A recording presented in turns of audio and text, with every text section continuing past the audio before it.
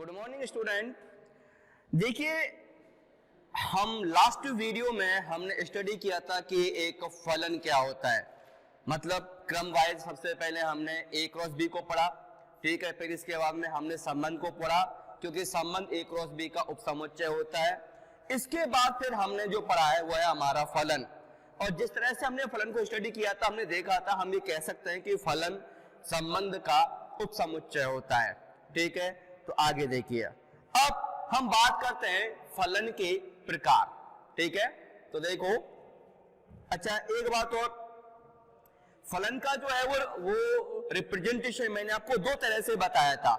एक मैंने आपको बताया था प्रति चित्रण के यानी कि बेस पे, जैसे कि मैंने आपको एक x मतलब समुच्चय लेके बता दिया, फिर y समुच्चय लेके बता दिया, फिर मैंने x समुच्चय के अवयव की y में मैंने आपको प्रतिबिंब दिखाई थी, ठीक है।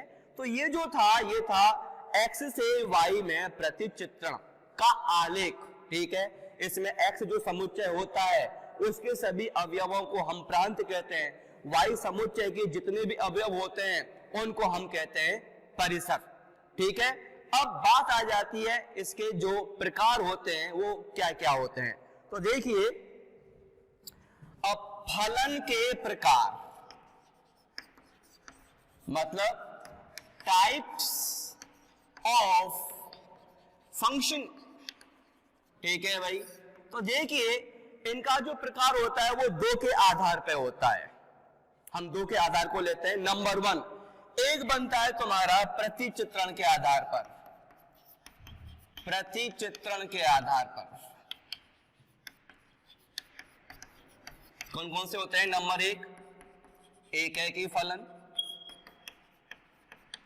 दूसरा आच्छादक फलन, तीसरा बहुएकी फलन,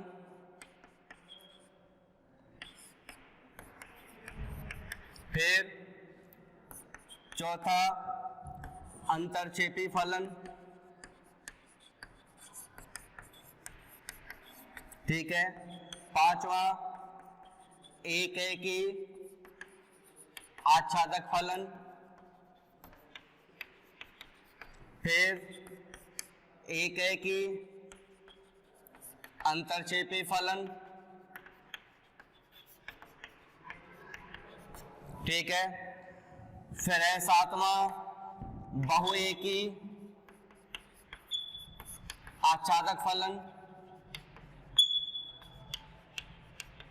और फिर है लास्ट है बहुएकी और अंतरक्षेपी फलन,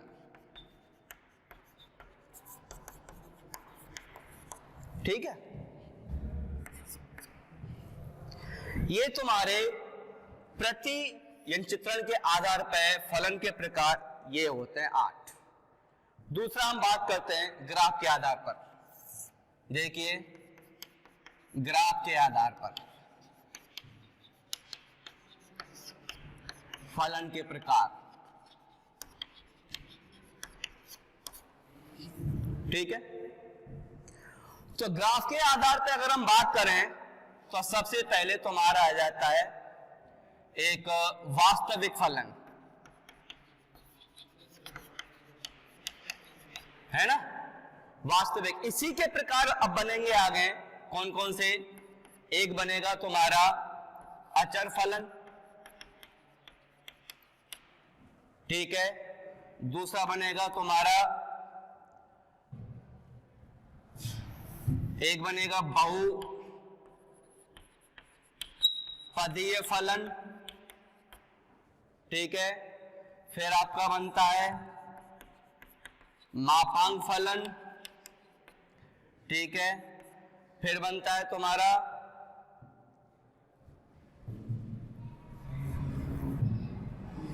ग्रेटेस्ट इंटीजर फंक्शन, ठीक है।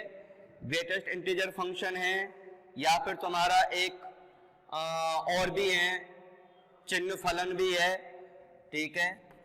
ये चिन्ह फलन, ठीक है ना। इस तरह के एक तुम्हारा आ जाता है परमेय फलन, ठीक है। तो ये जो है कुछ और भी बहुत सारे होते हैं ग्राफ के आधार पर, बहुत होते हैं मतलब फलन के प्रकार, उनमें से कुछ ये फलन है।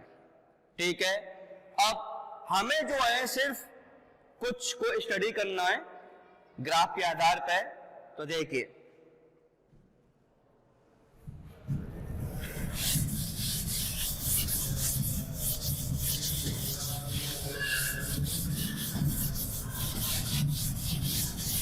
अब एक चीज देख लो, सबसे पहले मैंने आपको फलन की जो परिभाषा बताई थी वो ये बताई थी कि यदि x समुच्चय के प्रत्येक अवयव का अगर y समुच्चय में एक प्रतिबिंब है तो ऐसे प्रतिचित्रण को हम फलन कहते हैं और उसको परिभाषित करते हैं फलन फ्रॉम x टू y, जिसमें x समुच्चय के प्रत्येक अवयव को हम प्रांत यानी मतलब हम कहते हैं उसको क्या है, वो डोमेन यानी प्रांत है, और y समुच्चय का प्रत्येक अवयव क्या बन जाता है, परिसर। और ये परिसर जिस यानी समुच्चय की उप समुच्चय होती है, ये परिसर जिस समुच्चय की उप समुच्चय होती है उस समुच्चय को हम कहते हैं कोडोमेन यानी कि सहप्रांत। उदाहरण के तौर पर जैसे देखिए क्या है कि एक हमने फलन ले लिया, फलन फ्रॉम n टू n, जहां पे n का मतलब क्या है, n का मतलब है प्राकृत संख्याओं का समुच्चय। ठीक है भाई। अब इसमें हमने fx बराबर कह दिया है एक, क्या यहां पे हम ले रहे हैं 3x प्लस 2 ले रहे हैं हम। ठीक है, 3x प्लस 2 हमने कोई भी एक उदाहरण ले लिया। अब हमें चेक करना है कि ये फलन है या नहीं। ठीक है, तो हम क्या चेक करेंगे, जैसा मैंने बताया था कि फलन x से y में जाता है तो x समुच्चय को हम फलन का प्रांत और y समुच्चय को हम फलन की परिसर, ठीक है, कहते हैं। ठीक है, तो देखिए इसमें ये जो है ये n, इस n को हम कहेंगे फलन का प्रांत। अब इस n का मतलब क्या है, प्राकृत संख्या है। प्राकृत संख्या 1 से शुरू होती है और अनंत तक चलती है, 1 2 3 4 5। ठीक है, अब हम इस n में से कोई भी एक वैल्यू x की लेंगे, क्योंकि ये जो x है इसी n में है। ठीक है, ये जो x है वो इसी n में है, इसलिए हम इस x की वैल्यू इस n से कुछ भी लेंगे और हम इस फलन में रखेंगे और चेक करेंगे फलन का जो मान है उसको हम y कहते हैं। भाई fx का मतलब y तो होता है, तो x का जो मान इसमें रखेंगे वो तुम्हारा y होगा और चेक करेंगे वो जो y की वैल्यू आएगी क्या वो इस n में है या नहीं। अगर y का मान अगर इस n में है तो ये तुम्हारा फलन n से n में होगा। अगर y का मान इस n में नहीं है तो ये फलन नहीं कहलाया जाएगा। जैसे उदाहरण के तौर पर माना मैंने एक x का मान क्या ले लिया, 1 ले लिया, x का मान मैंने 1 लिया। अब ये जो x का मान 1 लिया है वो इस n में से लिया है। ठीक है ना, ठीक है, और क्या ये 1 इस n में है, ऑफ कोर्स है। अब हम क्या करेंगे, f1 निकालेंगे, ये जो मान आएगा उसको हम कहेंगे y। ठीक है, f1 क्या बन जाएगा, 3 गुणा 1 प्लस 2 बराबर 5, यानी f1 तुम्हारा क्या आ गया, 5 आ गया। ठीक है, अब क्या ये 5 इस n में है, तो देखिए हम कह सकते हैं 5 बिलोंग्स टू n है, यानी एक जो है ये हम कहेंगे x बराबर 1 के लिए y का मान क्या आ रहा है, y का मान 5 आ रहा है जो कि इस n में है। ठीक है, तो अब आप कुछ और लेके यानी चेक कर लीजिए, 2 3 वगैरह कुछ भी तुम्हारी मर्जी है। जैसे मैंने चेक किया है, यदि प्रत्येक x के अलग अलग मान के लिए y का मान अगर इसमें आपका मतलब अगर इस n से यानी संबंध है तो हम कह देंगे ये जो है अपने आप में एक फलन है। वरना और अगर x के प्रत्येक मान के लिए अगर y का मान अगर इस n में नहीं है तो ये फलन नहीं होगा। उदाहरण के तौर पे जैसे हम एक ले लेते हैं, अच्छा देखिए अब ये फलन है, अब ये फलन है क्यों, जैसे मैंने x का मान 1 लिया है, आप x का मान कुछ भी लीजिए, तो आप देखेंगे कि x के प्रत्येक मान के लिए y का जो मान आएगा वो इस n में होगा, इसलिए हम कह देंगे ये हमारा फलन है। अब ये फलन हमारा हो गया, ठीक है ना, तो हम कह देंगे ये जो n है ये हमारा बन गया प्रांत। अब इनके मान रखने पे जो जो वैल्यू आ रही है वो सारी तो हमारी क्या है, वो परिसर में, ठीक है। जैसे 1 का मान रखा तो क्या आया, 5 आया, ठीक है। ये भी क्या है, प्राकृत संख्या है। 2 का मान रखेंगे तो क्या आएगा, 2 3 6 और 2 8, 6 और 2 8, यानी 2 का मान 8 बनेगा। 8 भी इस n में है, वो भी प्राकृत संख्या है। आप 3 लीजिए, x का मान 4 लो, x का मान 5 लो, x का मान 10 लो, x का मान 50 लो, कुछ भी मान लो, तो वो जो मान आएंगे वो सभी y के वो इस n में होंगे। इसलिए हम कह देंगे कि परिसर भी हमारी क्या है, वो n है, ठीक है। अब चूंकि मैंने कहा था परिसर जिसकी उपसमुच्चय होती है, तो यहाँ पे परिसर n है, तो n है किसकी उपसमुच्चय, तो n की ही उपसमुच्चय है, तो हम इसी n को सह प्रांत भी कहेंगे। तो हम ये कह देंगे कि फलन के जो प्रांत हैं वो क्या बन गए, वो n बन गए, ठीक है। परिसर क्या बन गई, परिसर भी तुम्हारी n पे आ गई, और तुम्हारे जो सह प्रांत हैं, सह प्रांत वो भी क्या हो गए, n हो गए। क्यों, सह प्रांत क्या है, मैं बता चुका हूं कि परिसर जिसकी उपसमुच्चय है, यानी परिसर किसकी उपसमुच्चय है, परिसर सह प्रांत की उपसमुच्चय है। तो हमें यह पता करना होता है, हम क्या बोलते हैं, परिसर जिसकी उपसमुच्चय है वो तुम्हारा सह प्रांत है। तो परिसर यहाँ पे n है, n किसकी उपसमुच्चय है, इस n की ही उपसमुच्चय है, तो हम इसी n को हम सह प्रांत भी कहेंगे, ठीक है। आगे देखिए, एक ऐसा एग्जांपल लूंगा अब जो फलन नहीं है। उदाहरण के तौर पे माना फलन मैंने फ्रॉम ले लिया, ये क्या कहते हैं, z2n ले लिया, z2n फंक्शन ये चल रहा है हमारा fx = 3x + 2। अब हमें चेक करना है क्या ये फलन है। तो देखिए, जैसा कि मैं कह चुका हूं, x के प्रत्येक अलग अलग मान के लिए y का मान अलग अलग आना चाहिए। अब चूंकि x इस z में, हम कह देंगे ये x बिलोंग्स टू z है, तो y का जो मान आना चाहिए वो n में आना चाहिए, ठीक है। तो हमने x का मान ले लिया, यहाँ पे 1 हम रखते हैं, तो यहाँ पे f1 जो तुम्हारा क्या बनेगा, ये y बनेगा, यहाँ बन जाएगा, ये f1 की वैल्यू बनी थी 5, क्या 5 n में है, तो हम कह देंगे ये है।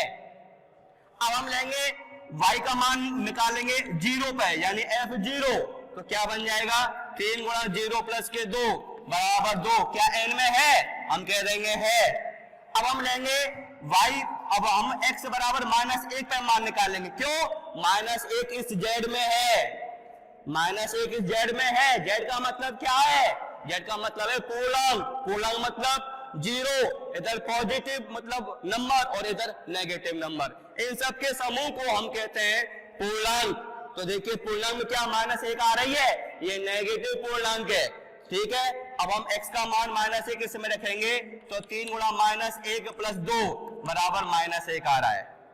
अब क्या -1 इस n में है, हम कहेंगे -1 इस n में नहीं है, यानी x के इस मान के लिए y का जो मान आ रहा है -1 वो इस n में नहीं है, यानी -1 तो इसमें है, लेकिन y का जो मान आ रहा है -1 वो इस समुच्चय में नहीं है। इसलिए हम कह देंगे ये हमारा दिया गया जो है ये फलन नहीं है, ये फलन नहीं है। तो फिर क्या है, ये संबंध है, ये फलन नहीं है, ठीक है। तो इस तरह से हम ये चेक करते हैं कि हमारा कौन सा फलन है, कौन सा हमारा फलन नहीं है। आगे देखिए, अब इसके बाद में अगर हमें ये पता करना है कि इसके प्रांत, परिसर और सह प्रांत क्या है, अरे जब ये हमारा फलन है ही नहीं है तो प्रांत कहां से बनेंगे, सह प्रांत कहां से बनेगा और परिसर कहां से बनेगी। लेकिन हाँ, चूंकि ये तुम्हारा एक संबंध है, ठीक है, संबंध है, इसलिए हम ये कह सकते हैं कि इस संबंध के जो तुम्हारे प्रांत होंगे वो z होंगे, परिसर तुम्हारी n हो जाएगी और सह प्रांत भी तुम्हारा n हो जाएगा, ठीक है। तो इस तरह से हम ये चेक करते हैं कि दिया गया हमें जो भी कुछ भी है एक रिलेशन, वो फलन है या नहीं है। आगे, इससे पहले कि मैं आगे बढ़ूं, आपके कुछ ग्राफ के वो है, मैंने आपको एक प्रकार ये बता दिए हैं ठीक है, उनका आपका जो है ये ग्राफ के ऊपर हम ये बात करें तो देखिए मैंने आपको पहले बताया था वास्तविक फलन इंपॉर्टेंट है। ये वास्तविक फलन क्या होता है? एक ऐसा फलन जिसके प्रांत और परिसर दोनों ही वास्तविक संख्या हो। जैसे हमने कह दिया फलन फ्रॉम R टू R, फलन from R to R, R का मतलब है वास्तविक संख्या, और हमने f(x) बराबर कह दिया यहाँ पे ये 3x - 2 ले लेते हैं, ठीक है, ये ले लिया। अब चूंकि इसके प्रांत भी R है, परिसर भी R है, ऐसे फलन को हम वास्तविक फलन कहते हैं, ठीक है, ये तुम्हारा वास्तविक फलन है। आगे देखिए,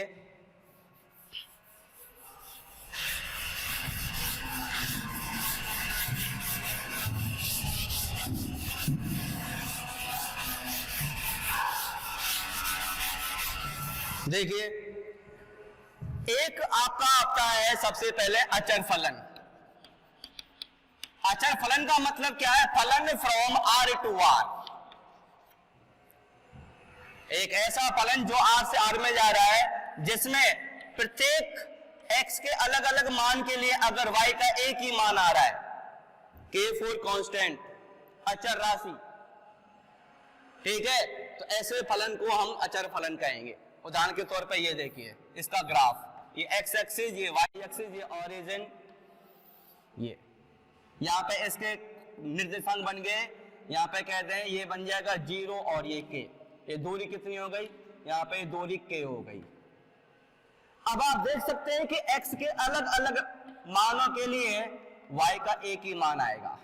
क्या है ये k का मान कुछ भी ले लो, 1 2 3 4 5 6 कुछ भी व्हाटएवर, ठीक है, तो यहाँ पे k किसी भी एक अचर राशि को रिप्रेजेंट कर रहा है, तो यहाँ पे k आप देख सकते हैं इसके लिए मान x के इन सभी अलग अलग मानों के लिए y का एक ही मान आएगा k, इसलिए हम इसे कहेंगे अचर फलन, ठीक है। इसी तरह तुम्हारा दूसरा फलन आ जाता है तत्समक फलन,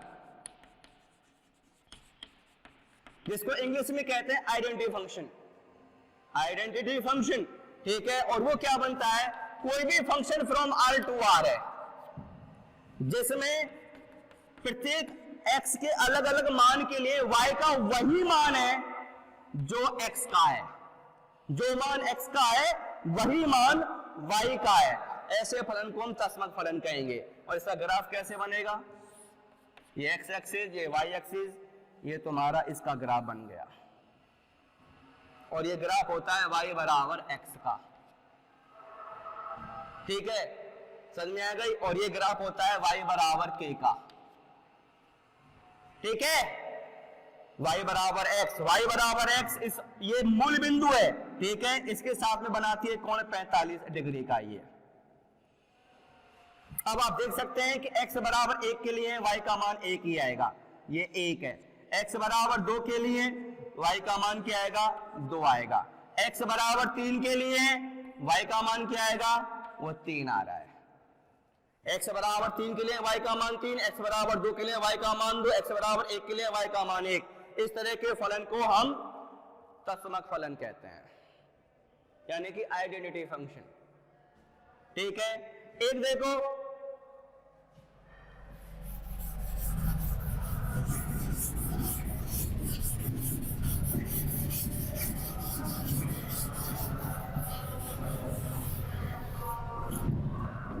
एक आपका आता है जिसको हम कहते हैं परमेय फलन। परमेय फलन के बारे में आप जानते हो कि वो सभी फलन जो px बटे qx के रूप में होते हैं, और ठीक है ना, और जो फलन कहां से चलते हैं? फलन फ्रॉम R टू R, ठीक है, जो फलन R टू R में चल रहे हैं और जो px बटे qx के रूप में होते हैं, ऐसे फलन तुम्हारे परमेय फलन के रूप में होते हैं, ठीक है। और इसका एक दूसरा नाम, ठीक है, आप इसको प्रतिलोम फलन भी यानी कह सकते हो, प्रतिलोम फलन, ठीक है। इसका एग्जांपल बन जाएगा f(x) बराबर 1/x। ध्यान देना, जैसे परमेय फलन की परिभाषा ये होती है कि वो सभी फलन जो p बटे q के रूप में होते हैं, बट शर्त ये होती है कि वहां पे q 0 के बराबर बिल्कुल नहीं होना चाहिए। यही चीज इधर है, यहाँ पे हम कह देंगे qx बराबर नहीं होना चाहिए 0 के। इसका मतलब है ये परमेय फलन है क्योंकि ये p बटे q के रूप में, लेकिन अकॉर्डिंग टू शर्त, जैसे यहाँ पे q 0 के बराबर नहीं होना चाहिए, उसी तरह यहाँ पे हम कहेंगे x 0 के बराबर नहीं होना चाहिए। ये तुम्हारा परमेय फलन है। इंग्लिश में इसको कहते हैं हम रैशनल फंक्शन या फिर रेसिप्रोकल फंक्शन। रैशनल फंक्शन या फिर रेसिप्रोकल फंक्शन। अगर इसकी हम ग्राफ की बात करें तो देखिए ये x एक्सिस है, y एक्सिस, ये इसका ग्राफ बन गया। ये ग्राफ y बराबर 1/x का है। इस तरह से अपना ये चैप्टर है, ठीक है। तो आप लोग को मैंने जो पढ़ाया, पहले मैंने एक भी बता दिया, फिर मैंने आपको संबंध बता दिया, फिर मैंने आपको फलन बता दिए। इस तरह से अपना चैप्टर ये यहीं पे क्लोज होता है। यो तो ये चैप्टर बहुत डिटेल में है, ठीक है, लेकिन हमारे लिए ये यहीं पे यानी क्लोज होता है। धन्यवाद।